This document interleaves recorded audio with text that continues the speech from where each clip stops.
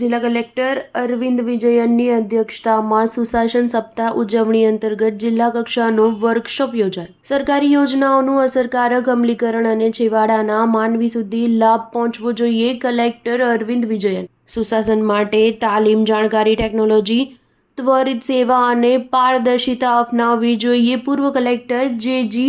હિંગરાજીયા. જિલ્લા કલેક્ટર અરવિંદ વિજયનની અધ્યક્ષતામાં કલેક્ટર કચેરી કોન્ફરન્સ હોલ ખાતે સુશાસન સપ્તાહ ઉજવણી અંતર્ગત જિલ્લા કક્ષાના ગુડ ગવર્નન્સ પ્રેક્ટિસીસ અંગેનો વર્કશોપ યોજાયો હતો, જેમાં મુખ્ય મહેમાન તરીકે પાટણ જિલ્લાના પૂર્વ કલેક્ટર જે.જી. હિંગરાજીયા ઉપસ્થિત રહ્યા હતા. સરકારી યોજનાઓનું અસરકારક અમલીકરણ થાય અને છેવાડાના માનવીઓ સુધી યોજનાનો લાભ પહોંચે એવા સૂચન સાથે જિલ્લા કલેક્ટર અરવિંદ વિજયને વર્કશોપનો પ્રારંભ કરાવ્યો હતો. જિલ્લામાં તારીખ 19 ડિસેમ્બરથી 24 ડિસેમ્બર દરમિયાન સુશાસન સપ્તાહની ઉજવણી કરવામાં આવી રહી છે, જે પ્રધાનમંત્રી નરેન્દ્રભાઈ મોદીના વિકસિત ભારતના સ્વપ્નને ચરિતાર્થ કરવાની નેમ સાથે દરેક વિભાગના એક્શન પ્લાનની ચર્ચા અને તેના અમલીકરણ બાબતે માર્ગદર્શન આપવામાં આવ્યું હતું.